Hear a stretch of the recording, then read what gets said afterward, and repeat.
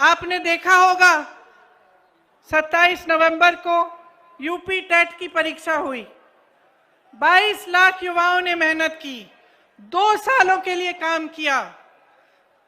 क्या हुआ? Paper out हो गया, परीक्षा रद्द की गई, भर्ती फिर से लटक गई। फिर से क्यों कह रही हूं? क्योंकि इस तरह से तमाम भर्तियां हैं।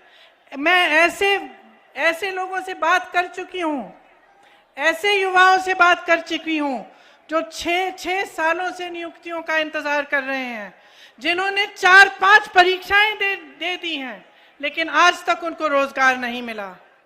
इन 3 काले कानूनों के अलावा किसानों की बहुत बड़ी बड़ी समस्याएं हैं जिनको सरकार बार बार नकार रही है।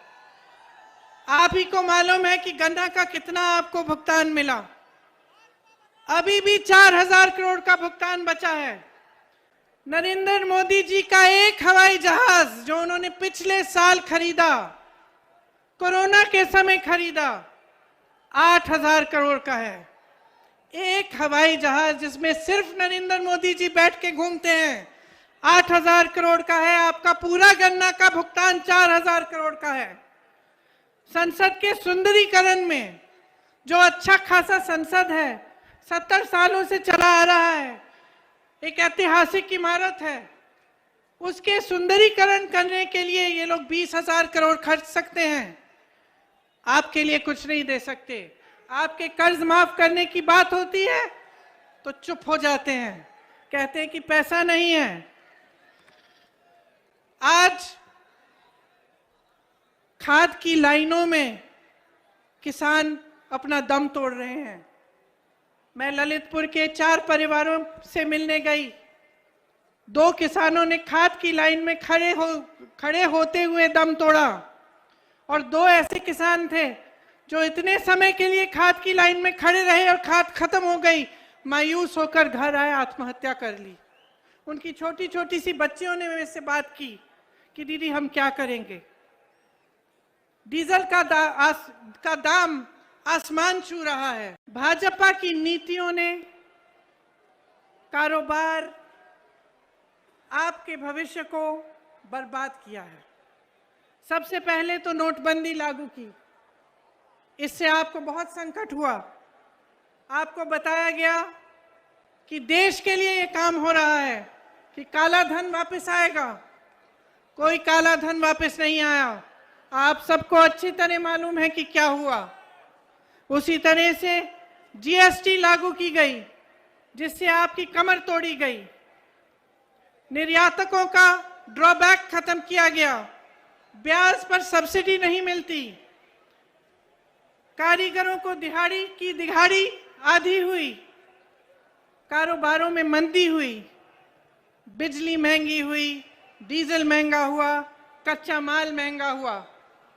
उधर चीन तेजी से आगे बढ़ रहा था। जिस तरह से उन्होंने एक एक हुनर को लेके पूरे शहर में इंफ्रास्ट्रक्चर बनाया, उस तरह से हमें यहाँ भी बनाना चाहिए था। यहाँ पे सारी सुविधाएं उपलब्ध होनी चाहिए थी। आपने पीतल नगरी बनाई, उद्योग नगरी बनाई, अपने हाथों से, अपने खून, अपने पसीने से बनाई। ये सरकार सिर्फ अंधेर नगरी बनाती है, और अंधेर नगरी का चौपट राजा है। आप सबको मेरे ससुराल में बहुत बहुत स्वागत।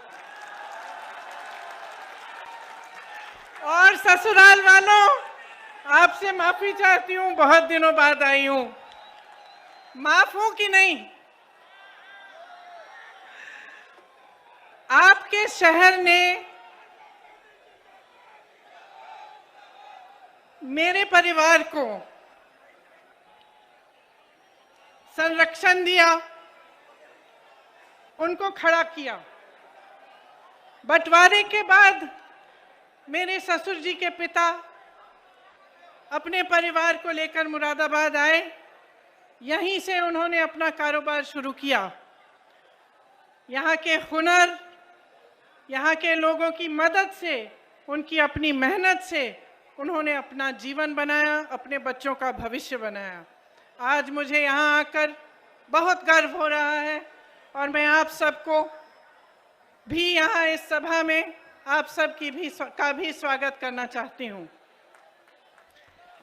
मुरादाबाद देश विदेश में पीतल नगरी के नाम जाना जाता है। मुझे याद है शादी के वक्त एक खुशहाल शहर था, समृद्ध था, तेजी से आगे बढ़ रहा था। यहाँ उस समय हवाई अड्डे बनने की भी बात होती थी और शहर को विकसित करने की बहुत बातें होती थी। उस समय ये सब हो क्यों पाया? क्योंकि आपके हुनर के साथ साथ, व्यापारियों के मेहनत के साथ साथ, मजदूरों के मेहनत के साथ साथ आपको के पास एक ऐसी सरकार थी जिसने आपका समर्थन किया। आप सबको मेरे ससुराल में बहुत बहुत स्वागत। और ससुराल वालों, आपसे माफी चाहती हूँ, बहुत दिनों बाद आई हूँ। माफ हूं कि नहीं? आपके शहर ने मेरे परिवार को संरक्षण दिया, उनको खड़ा किया।